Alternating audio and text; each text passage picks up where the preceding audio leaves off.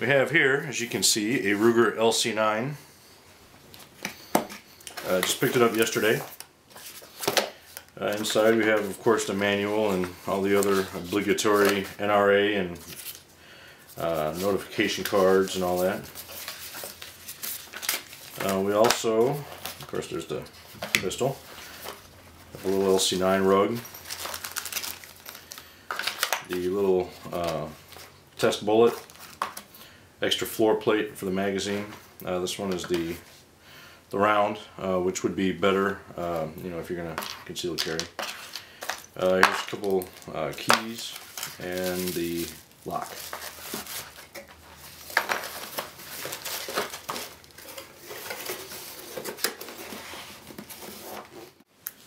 So the specs on the LC9, first off, it's a 9mm. The magazine holds 7+1 rounds. It's an adjustable 3-dot sight. It's blued. Overall length is 6 inches.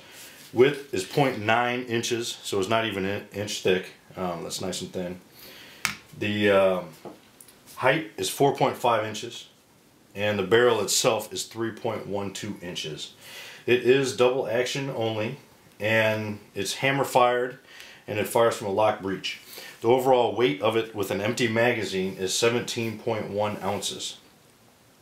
The construction, the slide is through hardened alloy steel, barrel is alloy steel, and the frame is glass-filled nylon. My overall impressions of the LC9, I was extremely excited when I'm on the Ruger email list, and about 2-3 weeks before it came out, got an email that there was something big coming. So when I went on there that morning and saw their product announcement, I was pretty excited.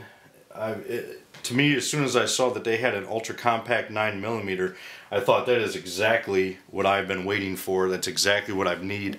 And I've been saying for, you know, I've had my 380 for about a year and a half, around in there, and I really like it, but it's always crossed my mind, wouldn't it be nice if this was a 9mm? And lo and behold, Ruger introduced a 9mm. So I was very happy. My initial impressions at the range, it does have some stout recoil. This is not a firearm for a beginner. I would not run out if you have a kid, or you know, your wife or girlfriend hasn't shot a lot. I wouldn't run out and have her shoot this gun first thing. It's not a range gun that you're going to sit around shooting all day. Your hands are going to get a little tired after a while. Like I said, it does have some stout recoil. But overall, the trigger's pretty smooth. It's a little bit long trigger pull, but it's a smooth trigger. You know, and somebody who's shot won't have any problems with it. Now, I have only shot 9mm in a full-size handgun, like the Beretta 92. I've never shot a 9mm in a compact handgun. So my impression of the 9mm is that it has no recoil, hardly at all. And the first shot I fired, I was a little bit surprised to find out that it does have some recoil. In fact, you'll see in the video I post, the first shot I fired, my left hand, which is my support hand, the gun did leap out of it a little bit, as you'll see. So some of the pros. To me, the compact size is outstanding for a 9mm. It's less than 1 inch difference between this and a Ruger LCP, which is that's outstanding to me. Second, it's rugged. It's extremely well put together, as are all of Ruger's products. I like the full grip. This magazine here has with the grip extension on, it allows me to get my whole hand on there, which I like. To be honest, if you could only get a couple fingers on there like the LCP, I think it would probably be a little bit more difficult to shoot. I also like the last round fired with the magazine in, locks it back. I like that. That's one thing that I don't like about the LCP, is I do wish it locked back with the last round fired. Finally, the price. The suggested retail price on this is $443, which I don't think is too bad of a price. However, I've been finding it a lot cheaper than that online. Of course, there's a waiting list, but online you can get it for significantly less than $400. I've seen it, I believe it was around $370, which is, you know, anywhere from $30 to $50 above what the LCP is. So I think that's a pretty fair price, pretty reasonable. Now the cons. I did find a few things I don't really care for it. Not a lot, but a few things. First off, and this is not the firearm itself, but it only comes with one magazine, and I absolutely hate that. That's one of my pet peeves. I don't believe that a semi-auto handgun should ship with less than 2 mags. I just don't. Second, when the slide is back, you can't use the slide release or get the slide to go home unless you drop the magazine. I don't really care for that. I wish you could release it with the magazine. And I know some, especially some of the European autos, I know that's kind of a feature that a lot of them have. You have to drop the mag to get it back. I believe the Walther PPK is like that, if I remember correctly. I don't really like that, but you know, it's not a huge deal. And then the other thing, the final thing, the trigger pull on it seems really long. And since there is a safety on it, I don't really think that's necessary. I could be wrong. Maybe there's a reason for it. But as you'll see here, and we'll check the gun, nothing in the chamber. As you saw, the magazine was empty. I'm going to show you the trigger pull here. It starts here, goes all the way back. And it doesn't break until back here. And I think, you know, and that's part of the reason when I did fire the first shot out of this handgun, you know, I'm doing a nice, easy trigger pull, and it seemed like it took, you know, 30 seconds before the trigger on it actually broke, and it actually, you know, it did surprise me by the time it go off, which I know is, you know, kind of what you want in a target gun. It's supposed to surprise you, but this isn't a target gun, like I said. So, then the safeties on it. It has the manual safety right here. It has the internal lock, which is right here with the key. I never use these, but it is something, you know, if you have kids and maybe it's going to be out for whatever reason, maybe you want to do that. There's the magazine safety. It won't shoot with the magazine out. Some people like it, some people don't. And then the final safety is the loaded chamber indicator. I'll show you here. When it sticks up, it sticks up pretty high. It's very noticeable, red. And just as a side note, it's also loaded chamber indicator. You can look in here and you can see when there's a round chambered.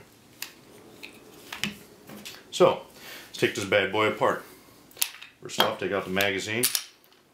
Check the chamber. Good to go. I like this little takedown pin. I think it's pretty nifty. You put that little slide there, and there's the pin right there. You can see you kind of line up that hole. Now let's see if I can do this.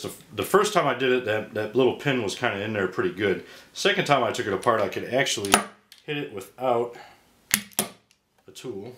And of course, there we go. So you can hit it. The manual also says you can take a pin or wood tip, Q-tip, whatever, stick it in this side and push it out. I personally like takedown field stripping weapons with no tools. That's kind of one of my things. Not a big deal if you need them, but I just prefer if you don't.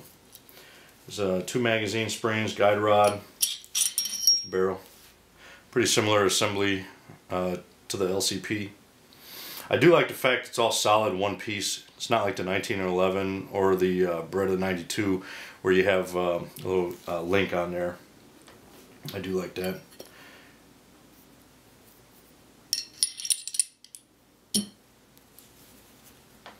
So takedown is pretty simple. Not a lot of parts.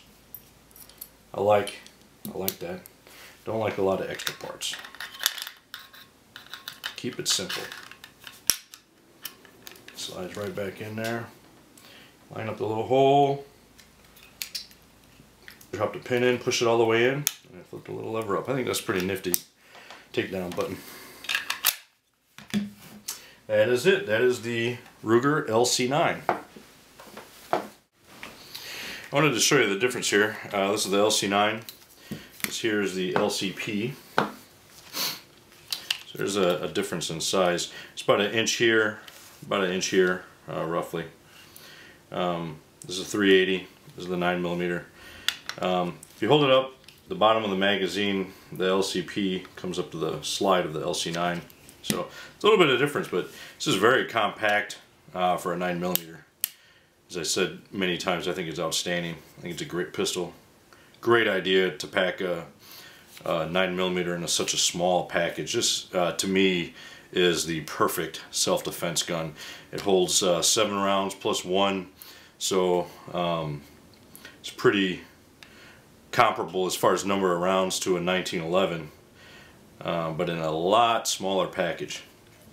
It's outstanding. Some of the differences, the sights on here are actually milled into the slide on the LCP, whereas on this one they're not milled in. They're actually, what do you call it, dovetail, I think it's called, and you put in there.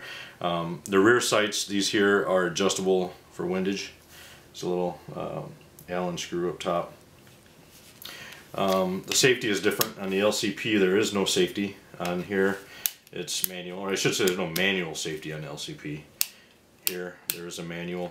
The takedown is a little bit different. Here we have a pin that you pull out, whereas here it's a little pin block pull down.